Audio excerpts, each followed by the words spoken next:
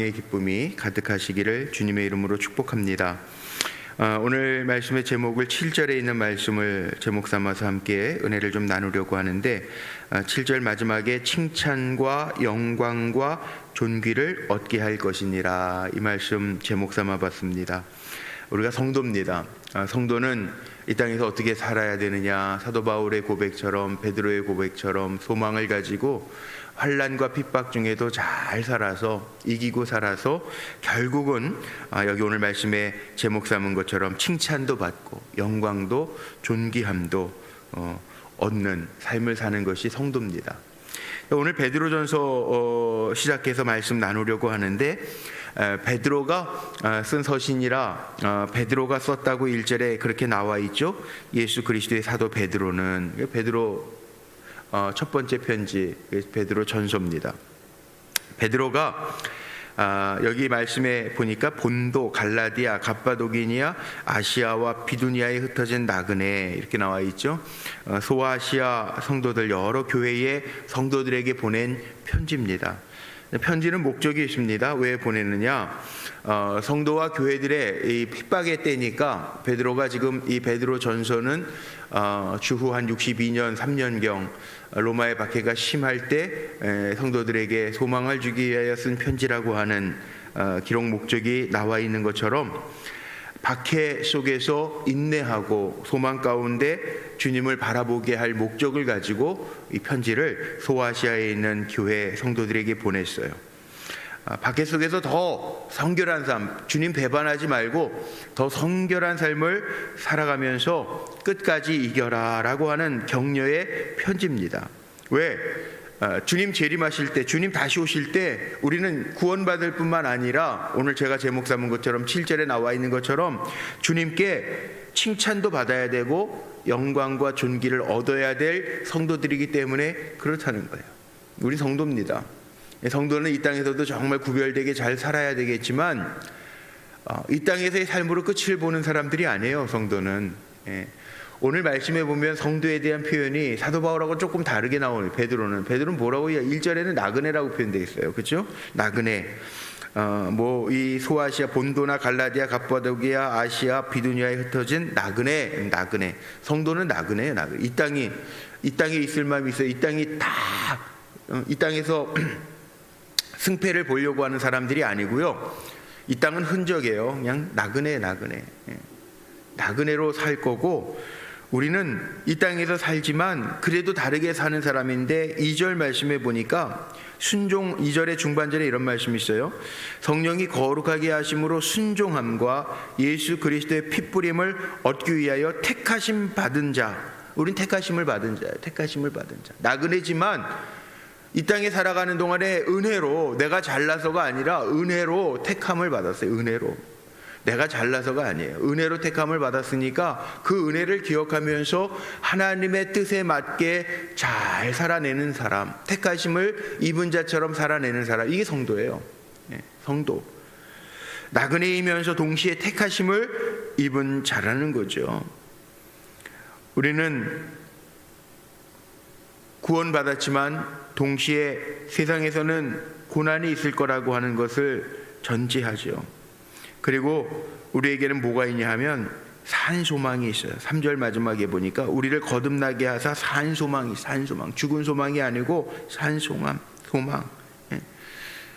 우리는 이 땅에 소망을 두는 사람이 아니고 저 천국에, 하나님 우리를 위하여 주신 천국에 소망을 두었기 때문에 나를 구원하신 주님, 은혜로, 내가 잘나서가 아니라 은혜로 구원하신 주님을 바라보면서 믿음으로 말미암아 사는데, 믿음이 왜 중요하냐? 5절 보세요. 너희는 말세에 나타내기로 예비하신 구원을 얻기 위하여 믿음으로 말미암아 하나님의 능력으로 보호하심을 받았느니라. 우리가 보호받는 건 하나님의 능력이 있다고. 우리에게는 하나님의 능력이 있어요. 그래서 우리 오늘 찬송했던 것처럼 환난과 핍박 중에도, 성도는요, 환난과 핍박이 있어도 끝까지 승리해야 될 사람들이에요. 천국을 향해 소망을 가지고 이 세상에서는 나그네지만 본향에 돌아갈, 우리는 가야 할 집이 있어요. 본향에 돌아갈, 고생하잖아요. 우리 여행도 재미있어서 여행 좋다, 여행할 때는 좋다 그러다가 시간이 길어지고 하다가 집에 가면은 보통 뭐라 그럽니까? 야, 여행도 좋지만 집이 최고야 그러잖아요.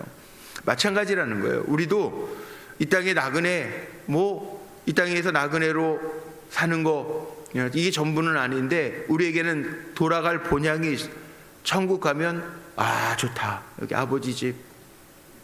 우리에게는 그 산 소망이 있고, 이 땅의 나그네로 살아가지만 우리에게는 믿음 주셔서 우리는 하나님의 능력으로 보호하심을 받고 살아갈 수 있는 은혜가 있다는 거죠. 그래서 성도에게는 고난이 있지만 잘 이기면서 기뻐하면서 살자는 거예요. 그래서 6절 보세요. 그러므로 너희가 이제 여러 가지 시험으로 말미암아 잠깐 근심하게 되지 않을 수는 없지만 오히려 크게 기뻐하는도다. 이 고난 속에 쓰여진, 성도들을 격려하면서 쓰여진 편지입니다. 지금은 박해와 고난으로, 시험으로 말미암아 근심할 수도 있지만 오히려 이 근심이 오히려 천국에서는 상급이 되겠네. 그리고 기뻐할 수 있는 사람이 성도라는 거예요. 왜? 여기 보니까는 7절에 너희 믿음의 확실함은 불로 연단하여도 없어질 금보다 더 귀하여 예수 그리스도께서 나타나실 때, 재림하실 때 칭찬, 영광, 존귀 얻게 할 것이기 때문에 우리는 구원받을 뿐만 아니라 칭찬과 영광과 존귀를 얻을 백성들이라는 거죠. 이미 우리는 구원받았는데, 그래서 9절에 보니까 믿음의 결국 곧 영혼의 구원을 받음이라.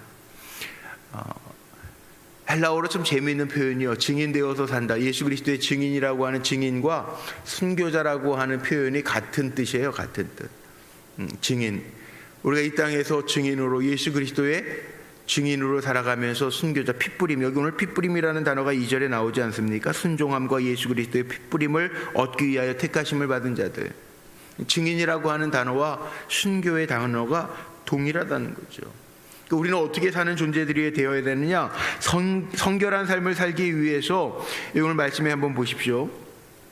은혜로 우리가 구원받았는데 우리는 어떻게 살아야 되느냐? 여기 쭉 13절서부터 나옵니다. 모든 행실에 거룩한 자가 되라. 성결한 삶을 위해서는 그러므로 13절에 그러므로 너희 마음의 허리를 동이고 근신하여 예수께서 그리스도께서 나타나실 때 너희에게 가져다 주실 은혜를 온전히 바랄지어다. 여기 주님의 은혜를 바라보면서 사는 사람이 성도고 거룩하게 사는 사람. 오늘도 우리가 바라봐야 될 것은요, 일확천금이 아니라 예수 그리스도의 주실 은혜를 바라보면서 사는 사람, 이게 성도예요. 오늘도 주님이 주시는 족한 은혜가 우리 성도님들에게 임하시기를 축복합니다. 그 14절에 뭐라고 나와 있어요? 너희는 사욕을 본받지 말래요. 개인적인 욕심 본받지 말라는. 사욕을 본받지 말고 15절 오직 너희를 부르신 거룩한 이처럼 너희도 모든 행실에 거룩한 자가 되라. 이거 많이 본 말씀이죠. 하나님 이스라엘 백성 불러내시고 내가 거룩한 것처럼 너희도 거룩해라. 내가 온전한 것처럼 너희도 온전해라. 하나님 계약 백성 이스라엘 백성에게 명하셨잖아요. 우리도 행실로 거룩한 자가 되라는, 이 땅에서 나그네 되었지만 막 살지 말고, 되는 대로 살지 말고, 죄와 적당하게 섞여 살지 말고 구별된 자로, 거룩이라는 단어는 구별의 뜻을 가지고 있거든요. 구별된 자로 살아라. 그래서 구약 성경에 나와 있던 말씀들을 인용합니다. 16절 기록되었을 때 내가 거룩하니 너희도 거룩할지어다 하셨느니라. 출애굽기에도 민수기에도 레위기에도 나와 있는 말씀. 내가 거룩한 것처럼 너희도 거룩해라. 왜? 하나님은 17절 외모로 보시지 않고 각 사람의 행위대로 심판하시는 이를 너희가 아버지라 부른즉 너희가 나그네로 있을 때 두려움으로 지내라. 인생 나그네라고요, 함부로 막 살지 말라는 거예요. 밖에 나가서 안 보인다고 막 살지 말라는 거예요. 나그네, 이게 성도를 의미하는데 이 땅에서는 나그네 된 자일지 모르지만 우리의 진짜 상급과 칭찬과 영광은 하나님 나라에 있으니까 막 살지 마라, 이 말씀이잖아요. 나그네로 있을 때 두려움으로 지내라. 막 살지 마라. 하나님이 심판하신다. 하나님이 아신다.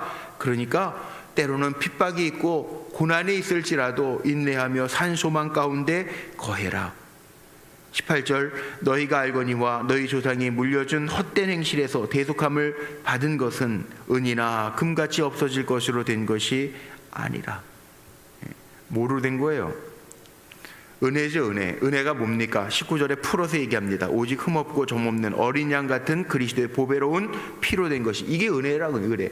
내가 잘나서도 아니고 행위가 온전해서도 아니고 예수 그리스도가 보배로운 피로 우리를 죄사하셔서 하나님의 자녀로 구별해 내셨으니 우리는 부끄럽지 아니하게 이렇게 우리에게 은혜로 구원하신 하나님 앞에 부끄럽지 아니하도록 살아가되, 우리는 살아있는 동안에 어떻게 살아야 되느냐? 22절 보십시오. 순종과 사랑함이라는 단어가 나옵니다. 22절.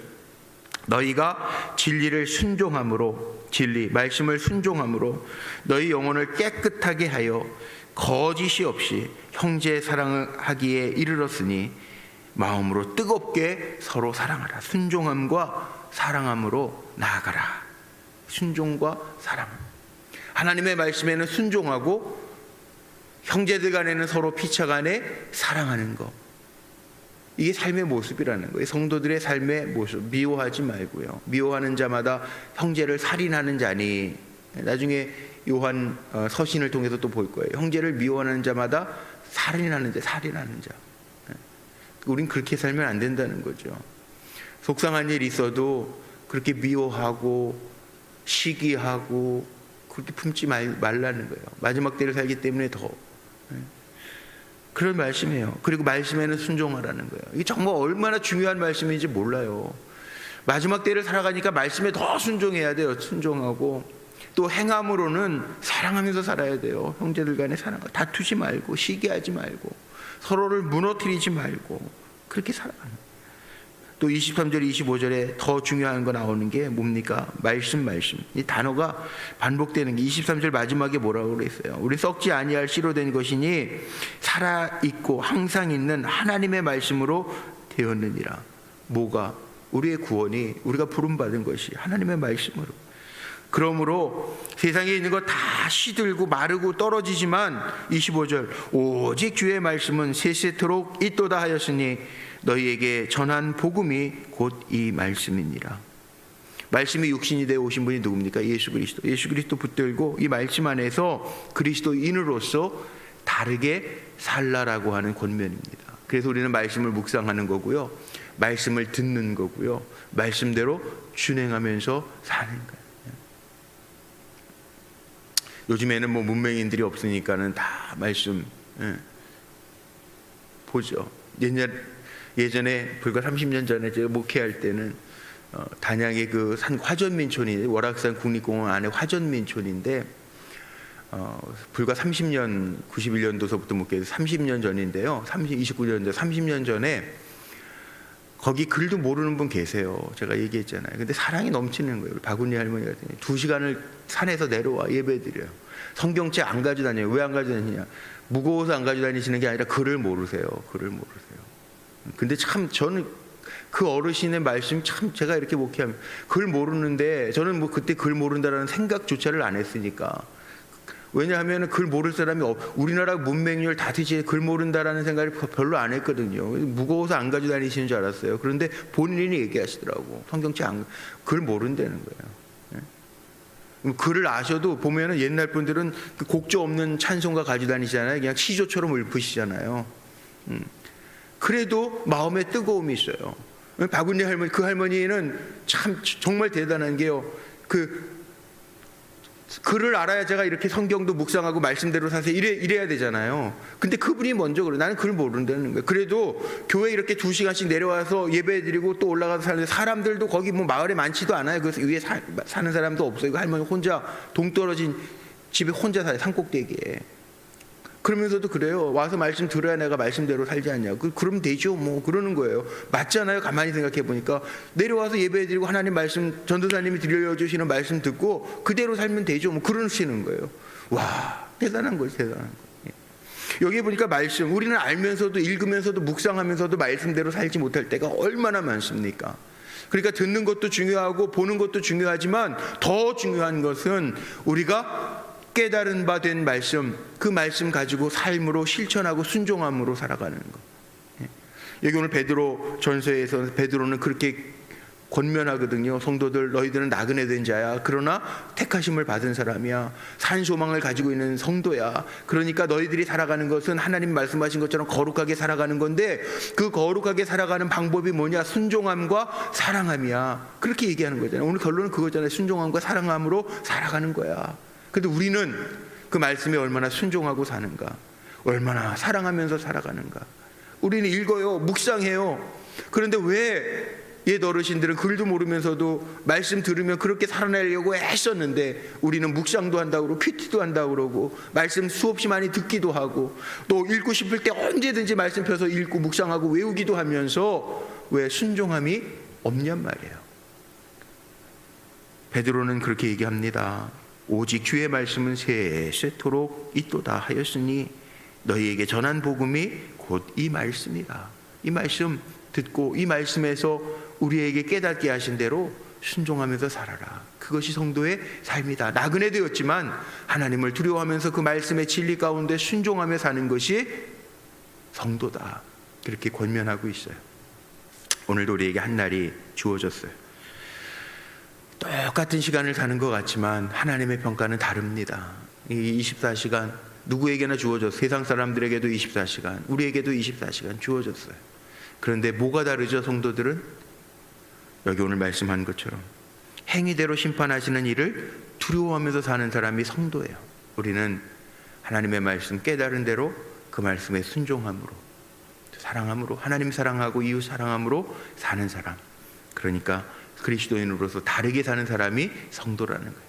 오늘도 그렇게 삽시다. 저나 여러분이나 세상 살아가는 방법은 비슷하고 세 끼를 먹고 직장 생활을 하고 비슷한 것 같아도 우리에게는 뭐가 있어요? 말씀에 순종함이 있고 형제를 사랑함이 있다는 거 기억하며 그렇게 살아내기를 다짐하고 살아낼 수 있는 저와 여러분 모두가 되시기를 주님의 이름으로 축복합니다.